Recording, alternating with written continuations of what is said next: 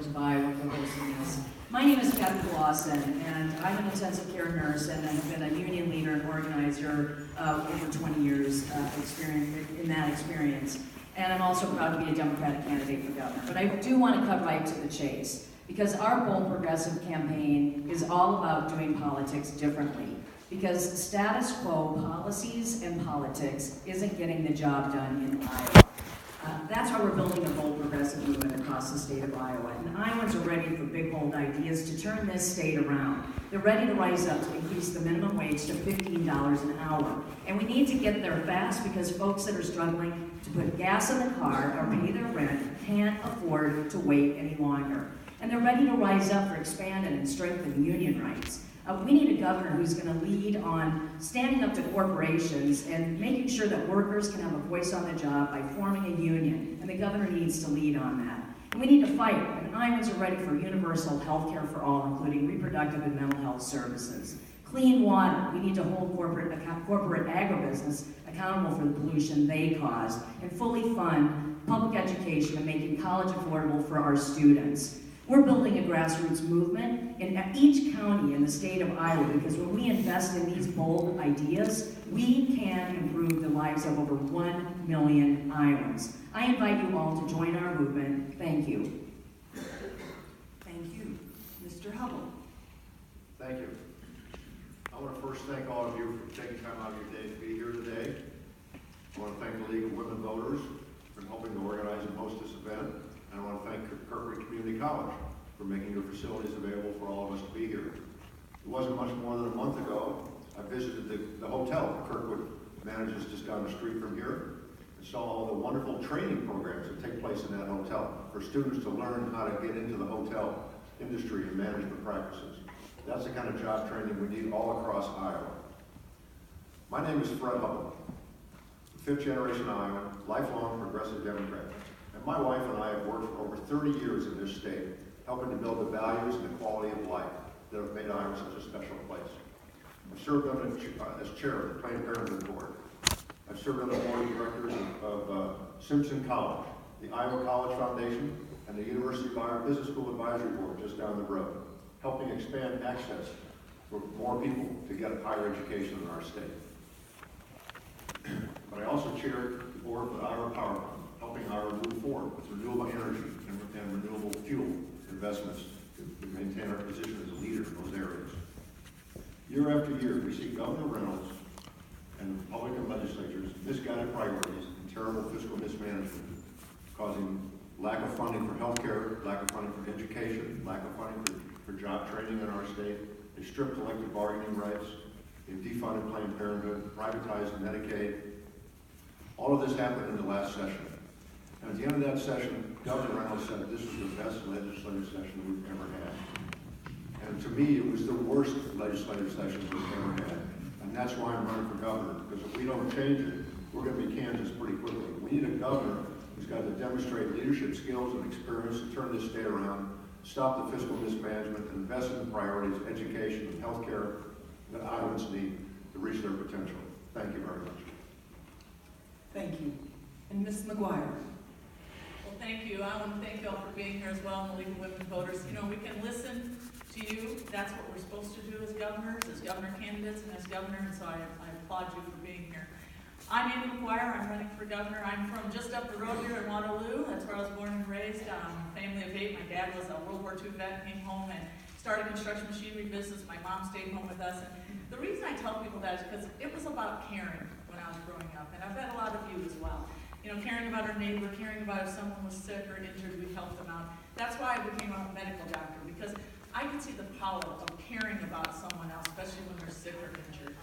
But I've been to all 99 counties, and I'll tell you, people don't feel like their government cares for them anymore. They don't feel like they're getting in fair shape, or they can get ahead for their families. And honestly, they feel like the Reynolds administration has put profits ahead of people. Well, I will never do that. I want to be your governor so I can put people first. I took an oath as a doctor to put patients first, and I will always put people first. What I hear a lot about as I'm going around this state is I hear about health care. And as a doctor, health care is a right, not a privilege, and we should always remember that as Democrats. Also, this Medicaid mess that's affecting 600,000 of our citizens, we have got to bring that back into the the state, and as someone who's been in healthcare my whole life, I can do that because the stories are horrendous and we have to help the people who are. I also hear a lot about the mental health crisis. I have a mental health plan on my website to try to take care of people who are having struggles with mental health, substance abuse, and addiction. I've always been a lifelong supporter of women's health and would fund Planned Parenthood fully. And I've also talked a lot about public education. I hope there's some teachers in our audience.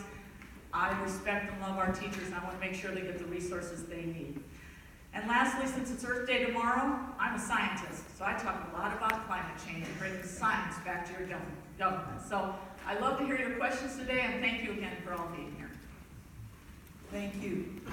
Mr. Norris. Thank you very much to the League of Women Voters for putting this together. You've always had a great tradition, advancing democracy and conversation, so I appreciate that, and all of you for attending. My name is John Norris. I'm a farm kid from Southwest Iowa. I grew up on a family farm. I've been in the restaurant business. I was chief of staff together at Millsec. I was chairman of our Iowa Utilities Board. Served in the Obama administration as chief of staff of the U.S. Department of Agriculture and Energy Commission, advancing the cause against climate change with renewable energy. I was your representative to the United Nations for agricultural policy. As I look at what's happening in Iowa today, what motivates me to be in this race for governor really reflects back to those values I grew up with in that family farm. It's that love for the land and respect for our natural environment.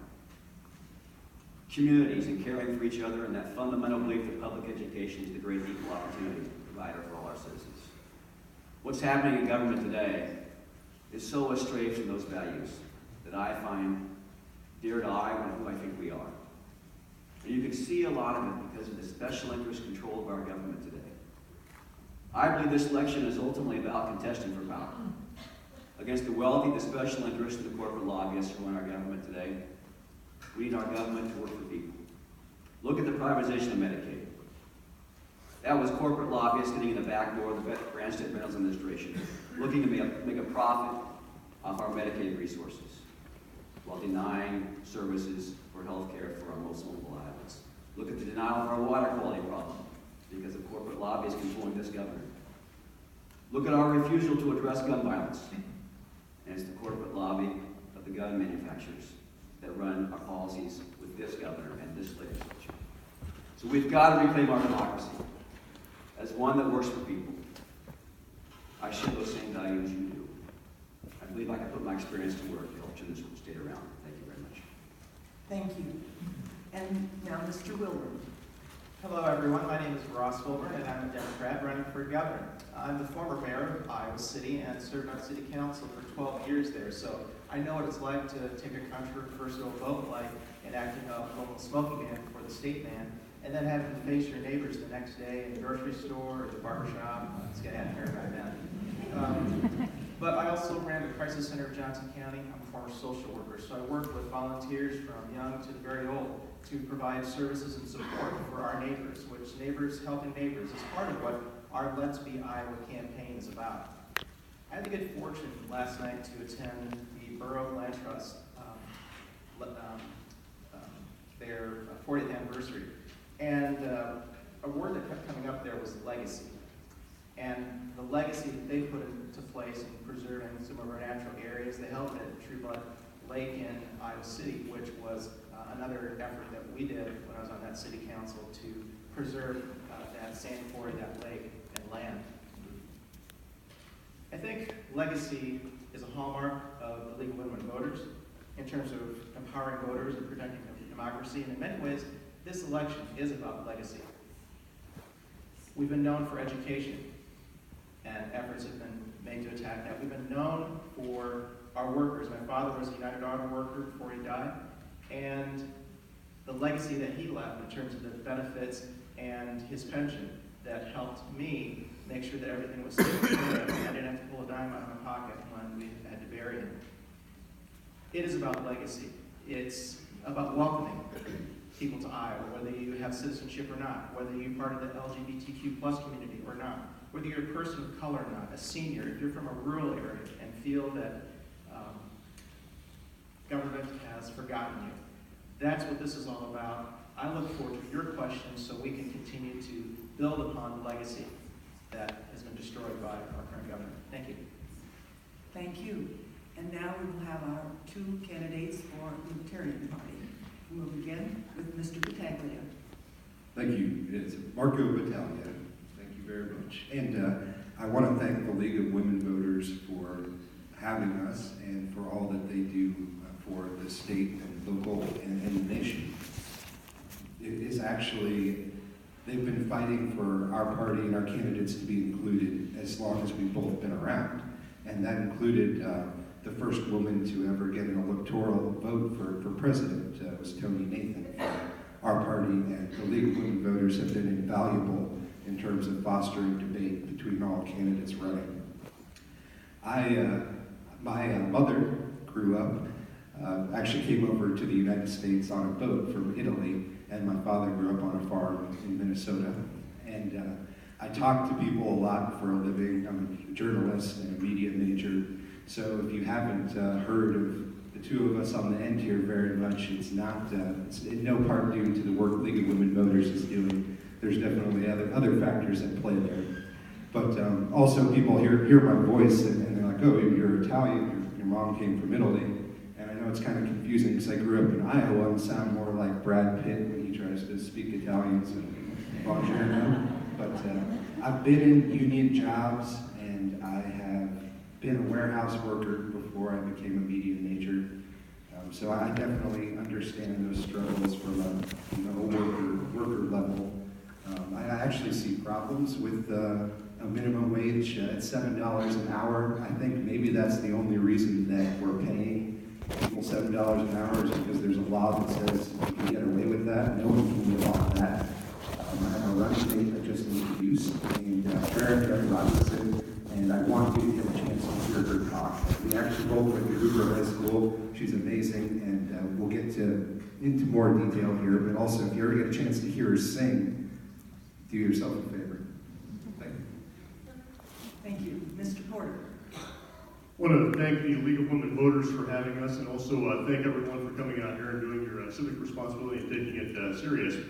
So a little bit about me. My name is Jake Porter. I am running as a Libertarian. I am a business consultant over in Council Bluffs, so I have a little drive in this morning. I ran for Secretary of State back in 2010 and 2014. So right now, the Libertarian Party has become a major party. This is the first time in the 45-year plus history of the Libertarian Party of Iowa that we are a major party. So we're included in a lot more things than we were before. We also get access to have a primary on June 5th, just like the Democrats and Republicans. So that is very exciting for us. We're a growing party. I've joined the party back around 2004, 2005. We started out, people didn't know what a libertarian was. They thought vegetarians, librarians, the librarians had a political party. But it turns out that we've grown a lot more people are hearing it about us, and things like this are definitely helping. One of the things that I did want to talk about is kind of address what a libertarian is. Libertarians, without getting into too much detail, we believe that people should be free to live their lives as they see fit, so long as you're not harming anyone else.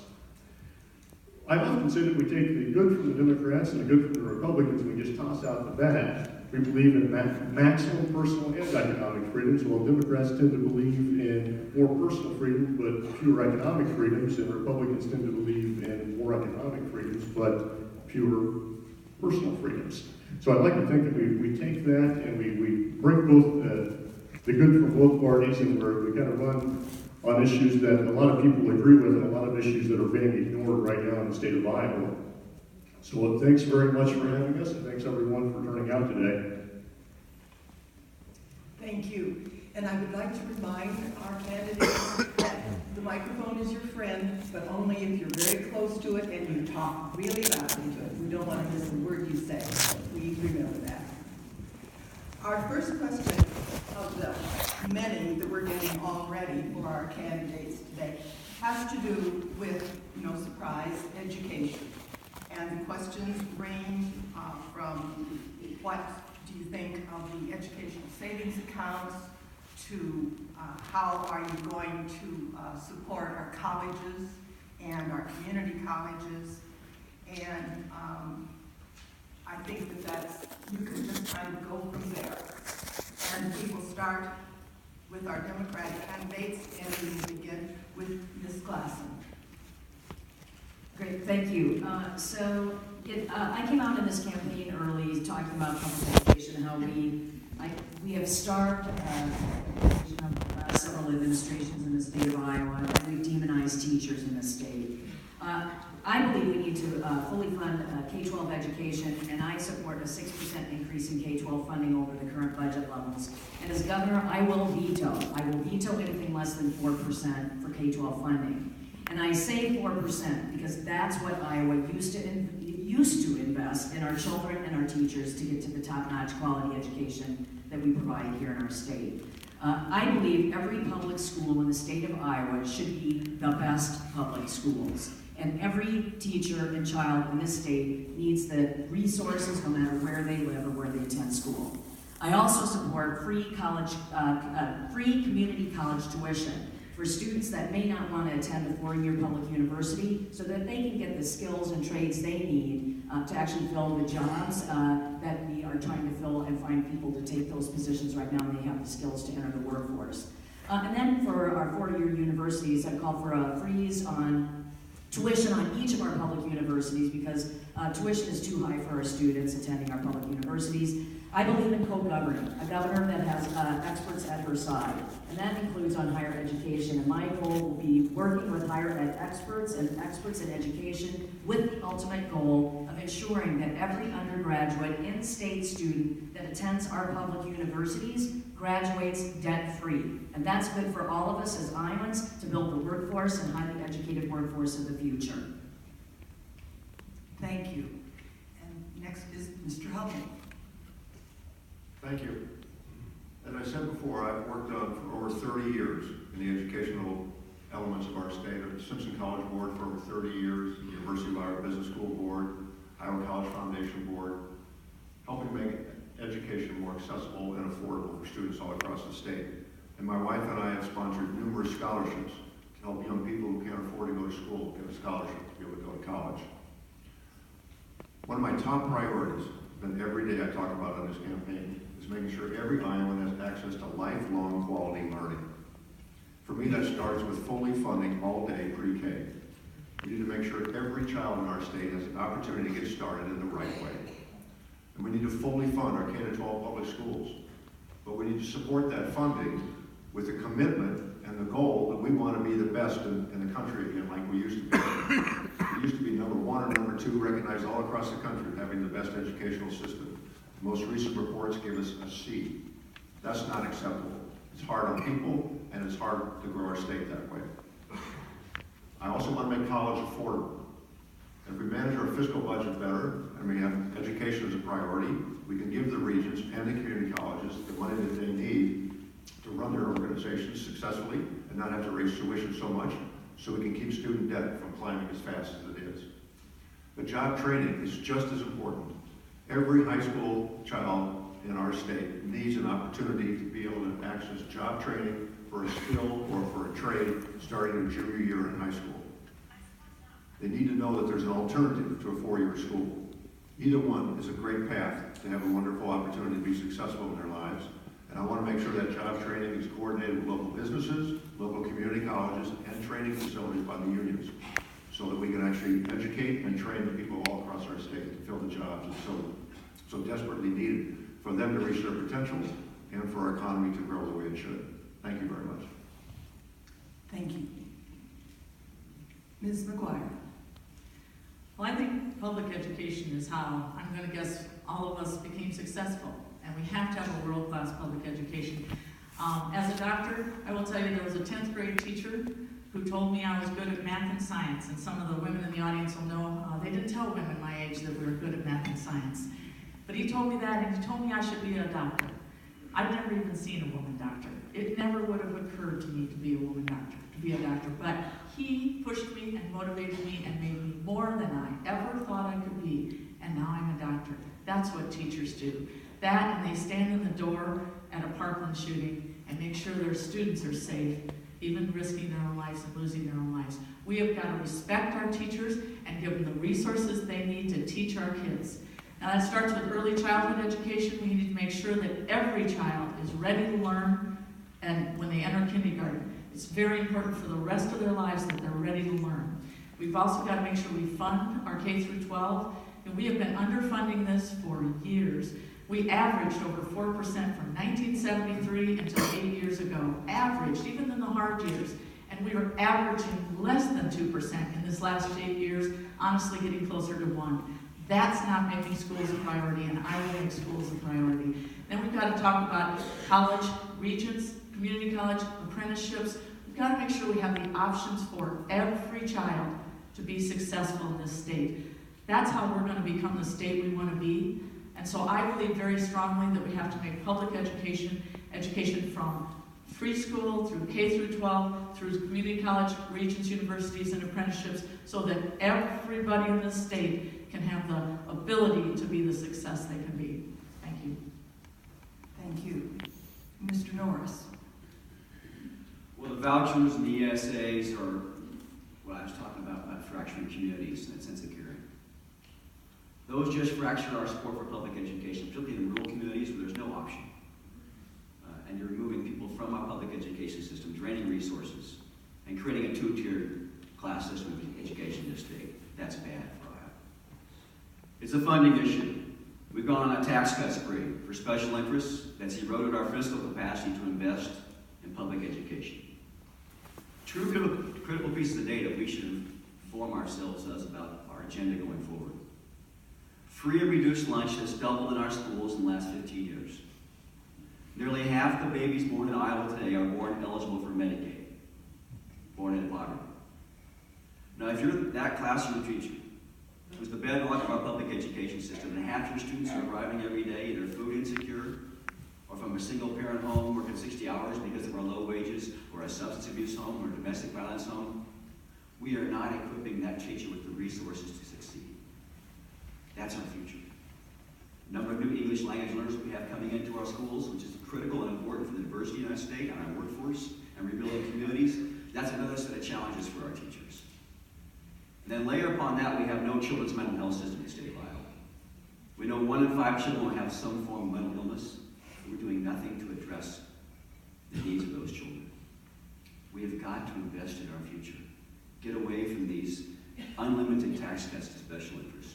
Invest in public education. Invest in training, community college, apprenticeship programs, and bring down the cost of tuition so those children who want to go on to college have the opportunity to, and not be burdened with a lifetime of debt that hampers their ability to start a family, buy a home, start a business, and invest in their future in Iowa. This is so critical for our future, and this governor and this legislature are failing us with moves like vouchers and ESAs. Thank you. Mr. Wilbur. Educating our children and Iowans for life, a legacy question. I've had the opportunity to observe education not only from the outside, but participate from the inside as a student when I grew up in the Davenport public school system, as a parent of 2 children, they're now adult children, as the director of a nonprofit and a youth counselor, working with teachers and parents to make sure that young people had their mental health issues were addressed so that they arrived at school ready to learn, and making sure that school was a safe place for teaching and learning. Also as a partner and giving opportunities for young people to contribute back to their community as director of the crisis center, when they would have food drives and gather over 20 tons of food for their neighbors and some of their peers. So how would a child become a doctor if they don't have that special relationship with their teacher? How will they be the first in their family to go to college if we're not foregoing the resources by giving away those big tax breaks and investing in our young people? So let's be Iowa. Let's support, fully fund education. Let's support that pre-K education, making sure that education is our #1 priority. Let's work with our teachers and make sure that we are teaching and measuring for growth and not teaching towards tests. Let's restore collective bargaining rights for our teachers so that we can show them the respect and make sure that we're keeping high-quality teachers both in rural and urban areas. We've got to use public dollars for public education. We've got to make education respected as the profession that it is, so that we can continue that legacy and that generational supports for all Iowans. Thank you. And Mr. Bolton, please. Thank you for the question. You know, we are a state that has always considered ourselves a leader in education, a state where every child knows that as they grow up, they're going to reach their full potential through an Iowa-based education system, start to finish. And that's been an Iowa education value. And yet we're in a system right now where we've seen education slip as a priority over and over again. I actually went to Simpson College to be a high school government history teacher. A student taught at Neola High School, and yes, I got the coaching endorsement, so you know I was serious about teaching social studies. But something that we've seen is a systemic problem in Iowa right now. We've gone 8 years underfunding our public schools against the rate of inflation, and now the Republican legislature has decided that 8 years of cutting has resulted in a need to run with education savings accounts, new versions of school vouchers. We're not going to make our state's future brighter. No state has ever made its future brighter by compromising on the education of our children. We have to get serious about the challenges our education system faces right now. One of them is funding it as a priority. Our public schools, our community colleges, and our state universities, we've seen cuts over and over again. In fact, we're losing dozens of employees here at Kirkwood as a result of their mid-year reckless budget cuts. When we get serious about making sure that next generation of qualified teachers comes into our classrooms, I resisted that public sector bargain bill that told every 22-year-old graduating with a teaching license that they will never see a wage increase that keeps up with inflation, have less and less of a voice in their health insurance, all while their student debt loads have increased and increased. We made it so our next generation of teachers will have to struggle with the decision whether they can even afford to practice in their profession in this state. As governor, I will change those priorities. I will make sure we again recruit the best and brightest to come into our classrooms, that when they get in those classrooms, they're funded adequately, they have the resources they need to succeed, and our whole education from start to finish is successful. Thank you. And now, Mr. Porter. Education is very important. Now, I'm not a teacher, never been a school teacher, but I understand that it's important, and so I've decided upon a running mate, should I win the primary on June 5th, and that is Lynn Gentry, who is a retired public school teacher. And one thing, so if I say anything that she doesn't like, she's going to let me know about it, that's for sure. But education is very important. We used to be the top in the nation. Now we're somewhere in the middle of the pack. Middle is not good enough, but we're declining. We have to look at a few things that have happened here as of recent. A lot of it has to do with the budget crisis that has occurred in the past couple of years.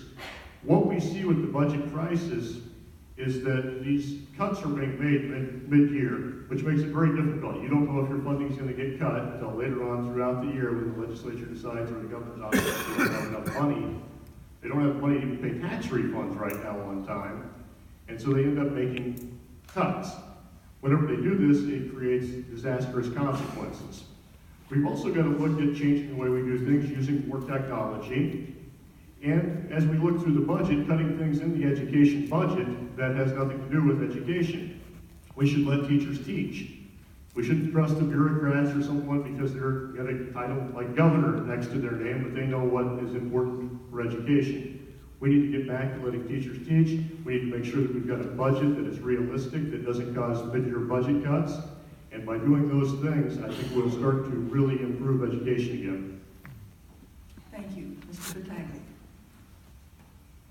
I went to the University of Northern Iowa, was a media major there, and I'm actually going back through Blackhawk County tomorrow, meeting with some of my old teachers and people on campus. And just the other day, I met with some of my old teachers from Hoover High School and Central Campus and Academy in Des Moines. And one was great to see my old Italian teacher, Mr. Giovanni Leo, but I feel I'm still really in touch with what they're dealing with on the front line. And I have a son that's in public school, so what they're dealing with on the front line. I actually have a special education teacher from Woodward Granger on my team, so we're really trying to make education a priority. And I believe that Iowans should be able to set their own high bar in terms of education standards, State and local governments should be able to lead the way on raising standards, measuring and supporting teacher and leader effectiveness, reevaluating the skills that children are taught, and closing achievement gaps. Through collaborative efforts between Democrats, Republicans, and the federal government, right now we have, in this very important worldwide job economy, we have all students in 30 nations and provinces that are more likely to be advanced in math than just students in Iowa. And we have assessments that are below the national average. And the thought that these kids are going to be competing with the brightest minds from all over the world, we need to change things immediately. And I also want to address this idea that libertarians will just cut spending. I believe my plan, me and Farrakha Robertson, will actually bring in more revenue, put more money through, more intelligent money through to education, and we don't believe in pitting homeschooling, private schooling, and public education against each other. We want all of these to be viable options, and we want to support all three. Thank you. Our next question, and I have many of them on this subject, has to do with gun safety. And it has to do with how do we bring together, how do we find common ground, how do we ensure the safety of our citizens, of course, in particular our children. We will begin answering to this question with Mr. Hubbell. Thank you. You know, first of all, I want to applaud the students from all across the country in Iowa, but also the rest of our country and DC who are raising this issue and getting a lot more attention for it than unfortunately a lot of us in other generations have been unable to do. We need to give them the support that they need, and we need to keep encouraging that kind of activity. You know, this is an area where there's opinions on both sides of where to draw the line between public safety and gun safety. And unfortunately, when our governor was asked about this topic, she said, we have reasonable gun laws in Iowa, and it's really a federal issue, not a state issue. And we all know that last year, the Republican legislature and the governor signed quite a few new laws affecting gun safety and public safety in our state. And they introduced more this year, and there's still one in our legislature dealing with maybe changing our Constitution around this topic. So my suggestion is we need to have a serious, open, transparent conversation about gun safety and public safety in our state, because we're not having it. The governor is unwilling to have the conversation, the legislature is unwilling to have the conversation, and part of the reason is groups like the NRA, outside groups, outside special interests, scaring people in our state away from having this conversation. And that's why I have signed the pledge not to take any funding in my campaign from the NRA, because I don't want to have that influence in our state. This is an Iowa discussion and an Iowa topic that we need to come to together. And I would encourage everybody up here to sign that pledge. It's important that we come together and discuss these issues, because where does public safety start and stop? Where do gun rights start and stop? There's people on both sides of this topic, and rightly so. So let's have a conversation, and let's decide as Iowans where we want to draw that line. Where do we want to say public safety is more important than gun safety, or vice versa? Let's have that transparent, open discussion, and then get some results for Iowans. Thank you. Thank you. Ms. McGuire. Thank you. Yesterday, we were with a group of students at the Capitol, and it was so exciting to see the passion they had for making sure that they were safe.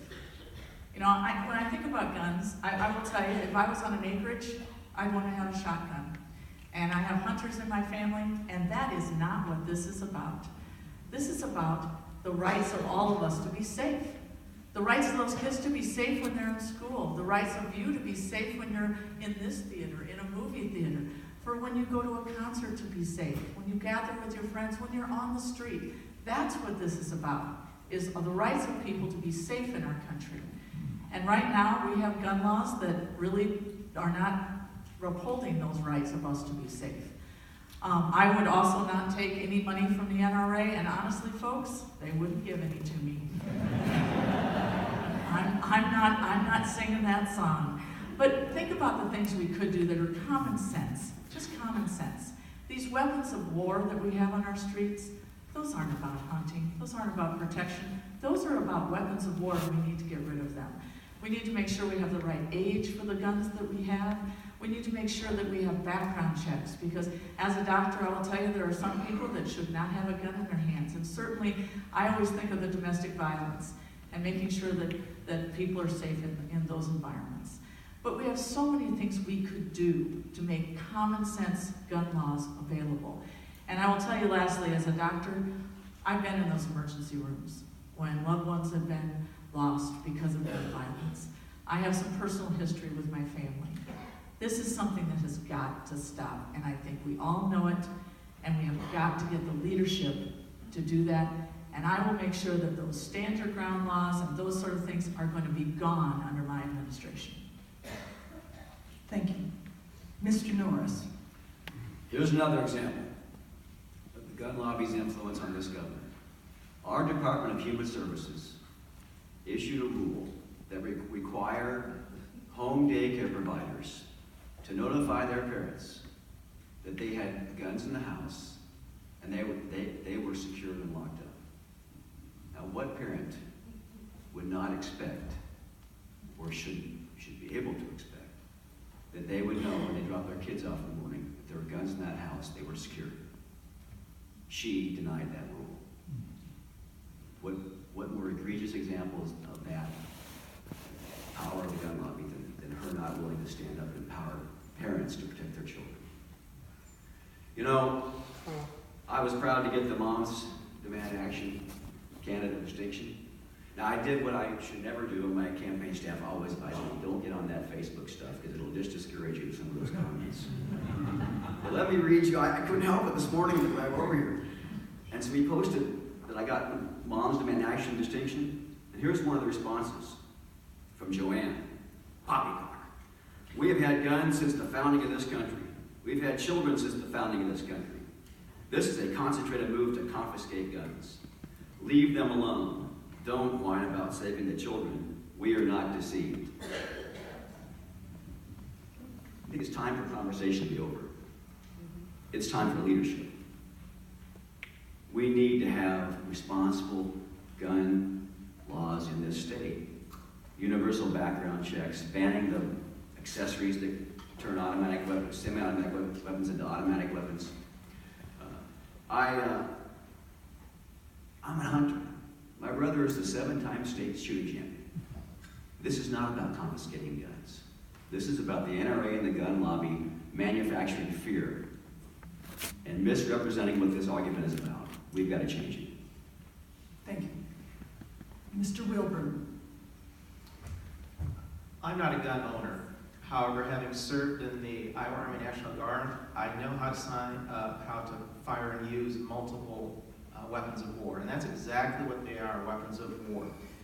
There's no need for those to be in public hands without any special type of training or controlled circumstances. We can honor the Second Amendment and have sensible, responsible gun ownership in this state and in this country. We have to have those background checks. We have to work, the governor has to work, not hide their head, but has to work with other governors to try and push for universal background checks across the country so that we can't have these loopholes so that people can go to one state and bring them into our state.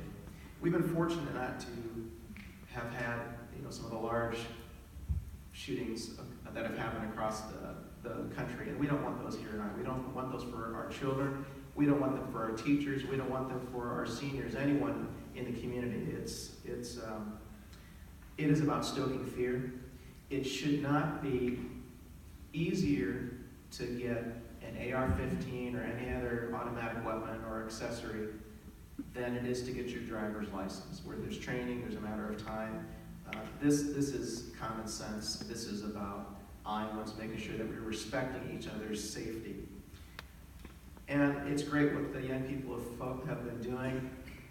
One of the things that the NRA, that they don't talk about when they wave the Second Amendment flags, they don't talk about the First Amendment. And so I applaud the young people for using their speech, we need to join our speech with theirs, not just think beyond, well, it's just a bunch of kids, but this is about all of us to make sure that Iowans are safe. We can have this in the state. We've got to have a Democratic governor. We've got to have control back in the Iowa House and the Senate. Thank you. Mr. Bolton. Thank you for the question. As we look at this debate, I was very proud to join students who stood up and said that there are two sides to this discussion yesterday. And it was a powerful moment for a lot of us. I'm someone who believes we should be judged by our actions, not just our talking points on this debate. I'm someone who's had to cast that yes or no vote on some of these tough issues as they come to the Iowa Senate. I'm someone who, as the legislature took up last year's omnibus gun bill that expanded the use of deadly force to include mistakes, that expanded the carrying of guns into our capital, to our public forums across the state, I stood up against it. I brought in the chief of police from Des Moines, the chief of police from Pleasant Hill, the two communities that I represent, to say, where was the voice of law enforcement in this whole discussion? The people that are making those split-second decisions on our streets, trying to keep our streets safe from gun violence. Where was their moment for consideration? Pleasant Hill had an active shooter situation in 2014 where someone was out there shooting residents as they got their day started in their driveways. These aren't things that can't happen here. These aren't things that will never happen here. These are things that have happened here. Tom Vilsack became mayor of Mount Pleasant because the mayor of Mount Pleasant was shot in a government proceeding. These are things that can happen here because they have happened here. We need to have two sides to this debate. And it's not about gun owners versus non-gun owners. I'm a gun-owning household myself. I took hunter safety in the 8th grade in Columbus Junction. There's responsible gun ownership. There's also community safety and security. There's room for both in the same conversation. And we have to start doing that again. And on the issue of NRA money, I'm someone who ran a competitive state Senate primary, a competitive state Senate general election, and in this race for governor. I've never accepted a check from the NRA. Thank you. Ms. Glosson. Well, as an intensive care nurse working at the University of Iowa hospitals and clinics for decades, I've seen firsthand how gun violence impacts families and our communities. And this conversation is long overdue. And I support the Second Amendment, I do. But this debate has gone on long enough. And no parent and no person should ever walk out the door of their house and worry whether their child or someone in their family is going to return home at the end of the day because of the gun violence that our communities are seeing every day. And I was proud to march along students in the March for Our Lives back in March, and with students advocating for common sense gun reform in our state, in our nation. And I was also proud to stand with the students yesterday in our state capitol demanding change to save lives. I came out back in November with my position on gun safety and gun violence in the backyard of the NRA's president in Grinnell, Iowa. And that is a full ban on assault military-style weapons, including bump stocks. We need thorough and comprehensive universal background checks on every gun sale in the state of Iowa, a 72-hour waiting period between purchasing a gun and having it in your hand, and raising the minimum age to 21 to purchase a gun.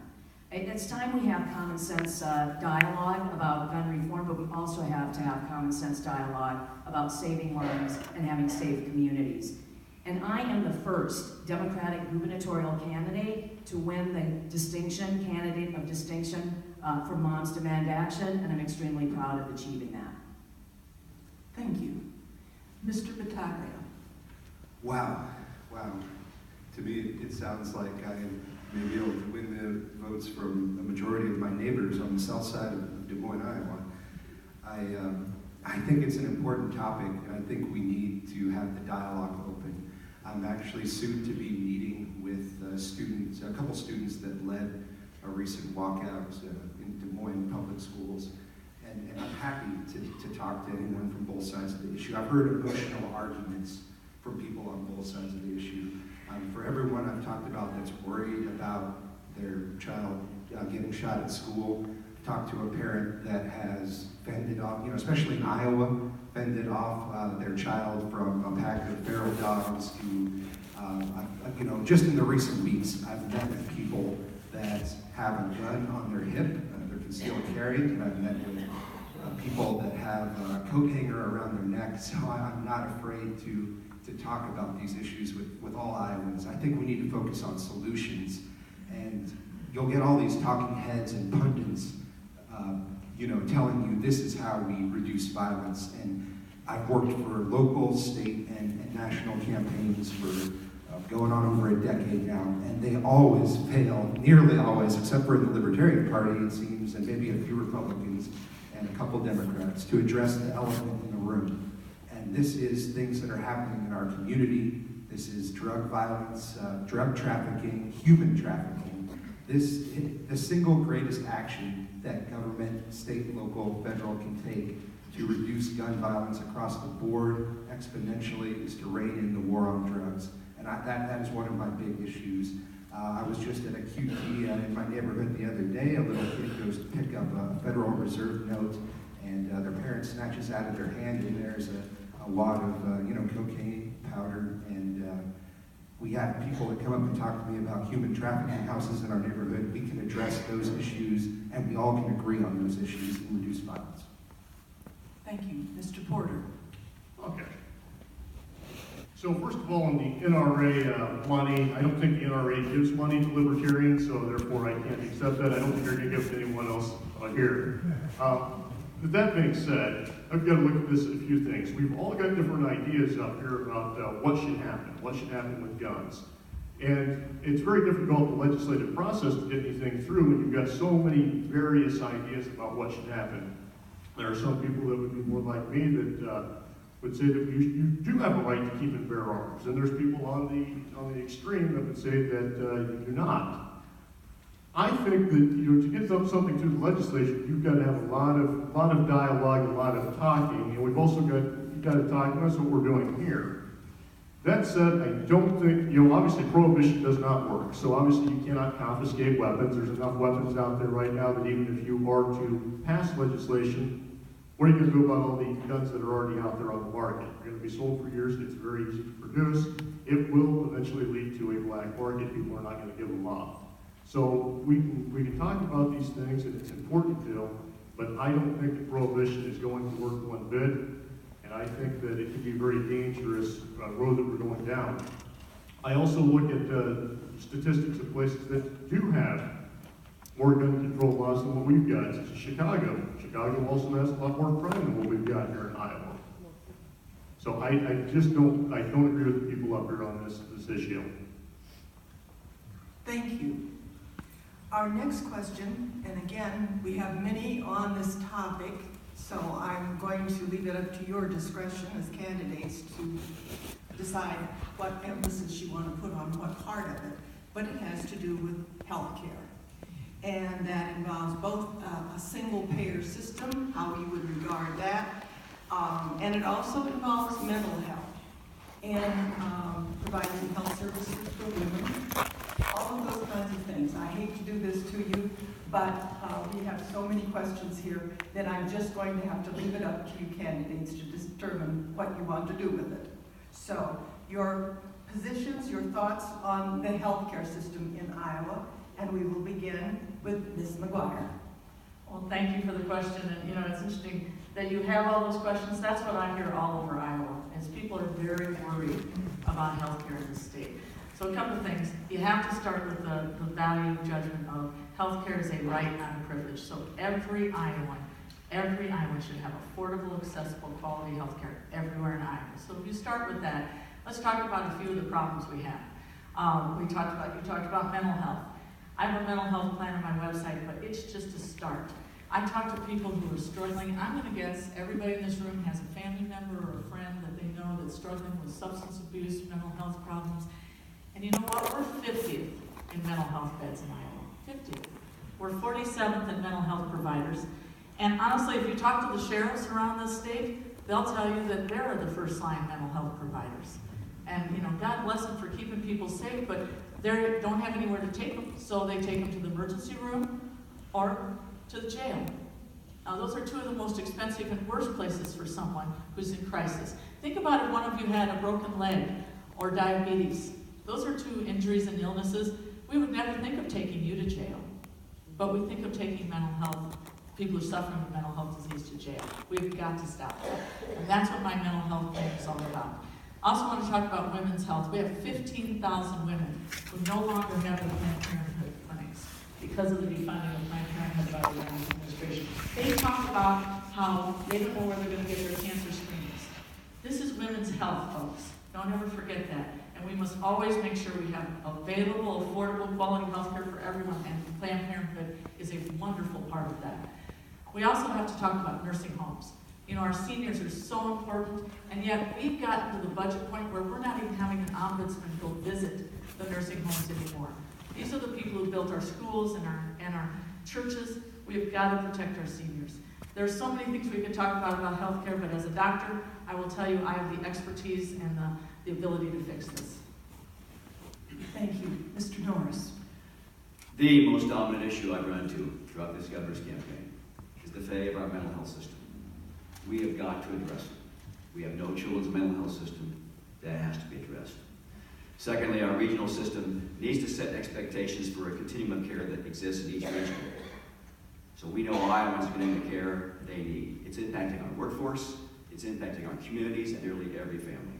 It's compounded by the fact that nearly 70% of mental health patients are on Medicaid.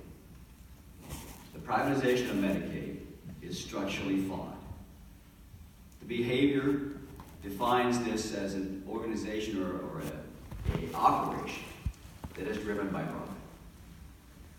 It's structurally flawed. You should have a healthcare system that's driven by healthcare services, not profit and bottom line. We've got to bring the Medicaid system back into a state-administered program so we put the healthcare needs of our most vulnerable Iowans first.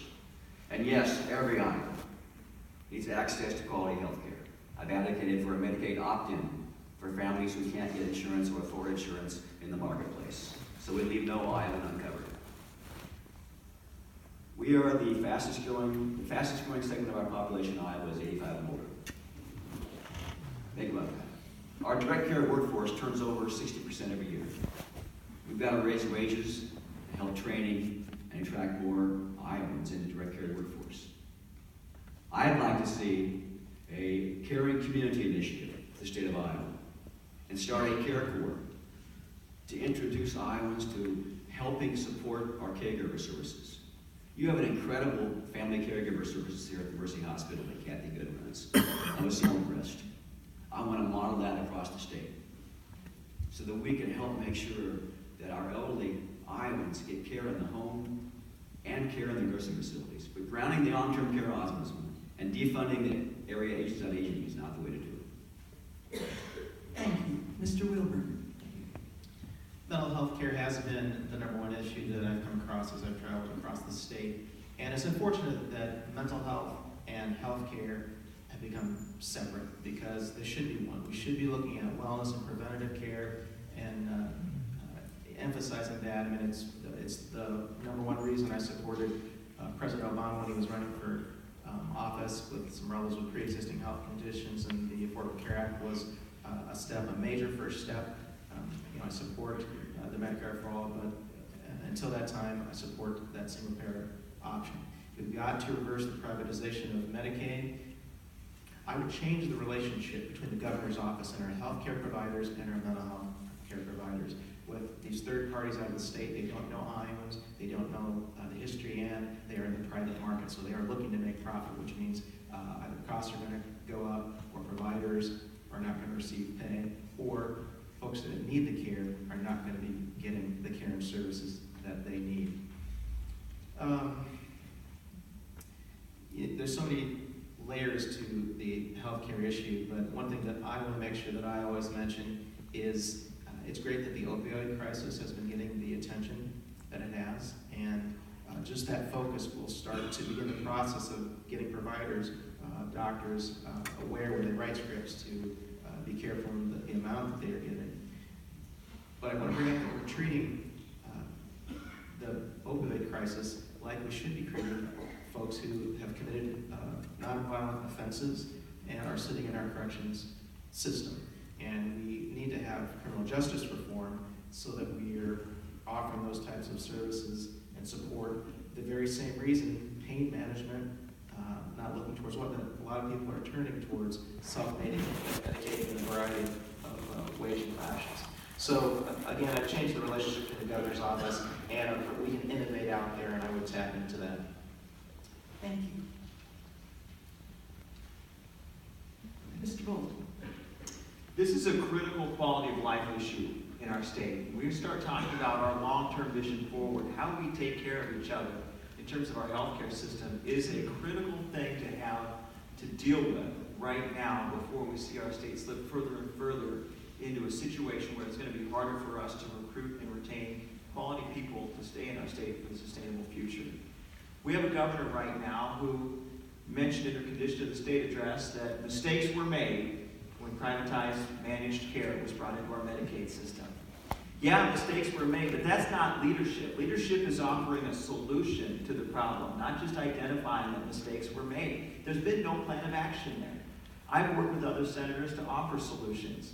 Offer the solution very simply of introducing legislation that would get us out of managed care organizations, cancel their contracts, and get us to a new transition period to get services brought to Iowa for Iowans by Iowans. Have Iowans taking care of each other again. That's the single biggest threat to all the other parts of our healthcare crisis in Iowa. We have a crisis in terms of getting children access to quality health insurance. We have an access issue in terms of mental health care across our state. Again, I've introduced legislation to address those things, co-sponsoring with Senator Peterson a bill that would expand access to Hawkeye so more families can get coverage for their children in health insurance. I'm on the Hawkeye board. I've seen the successes of that program. I've stood up for mental health care.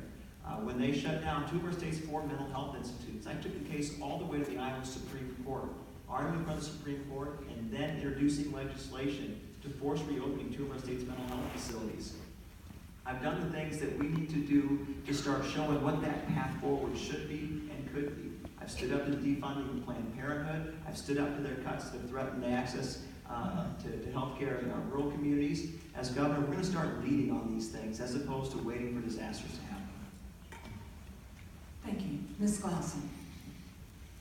As a registered nurse, and providing decades of care to Iowans, I've seen firsthand how the for-profit health insurance industry will always put profits over patients and people every single time. And we can see how that's played out with the privatization of Medicaid in our state. It has been devastating, not just for the patients, but the providers who aren't being paid. So I support the reversal of the privatization of Medicaid. I just want to say that up front.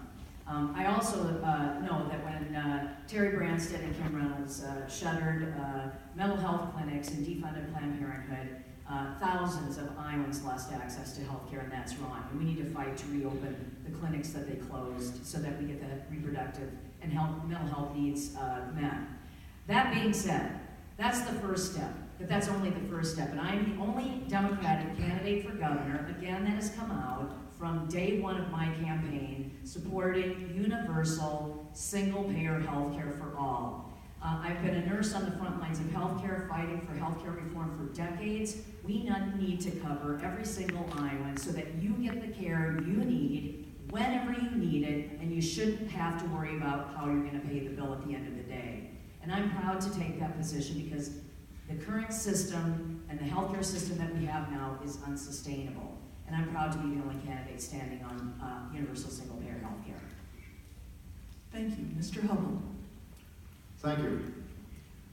Every meeting we have, every county, every community, every farm, every coffee shop we go to, healthcare comes up.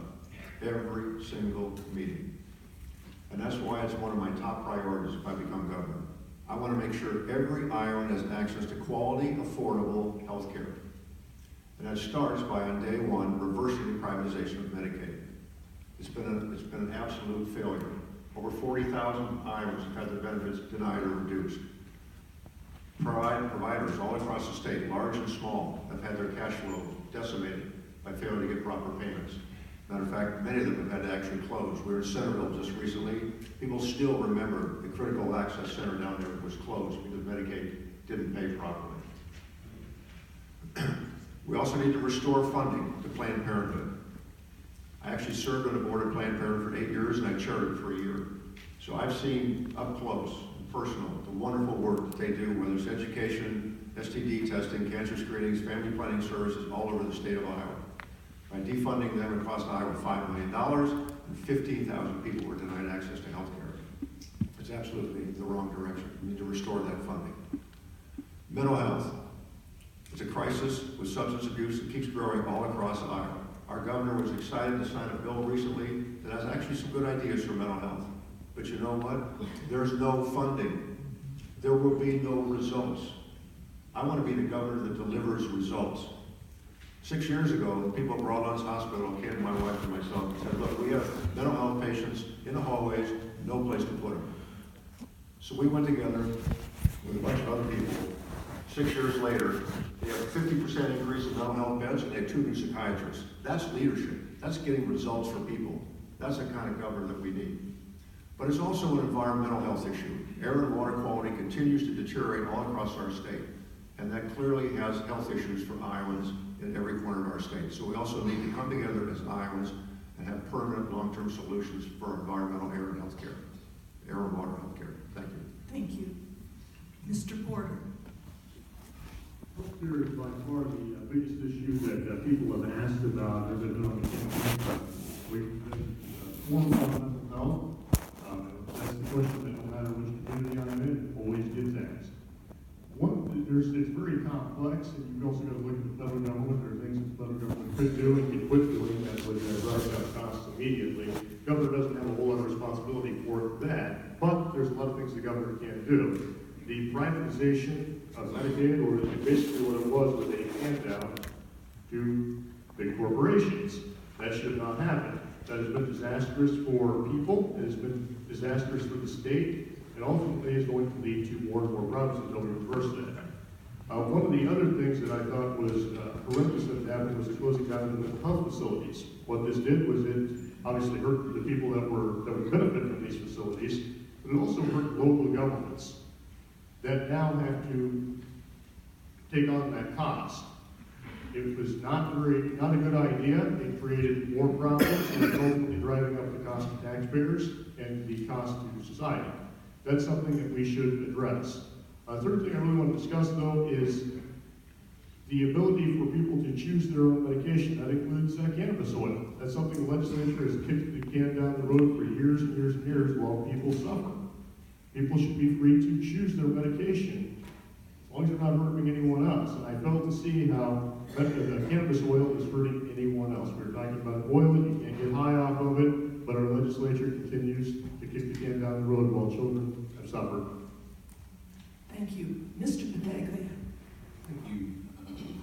Governor Reynolds said that, so she's doubled down basically, saying that she believes in the current crony capitalism regarding the state's Medicaid.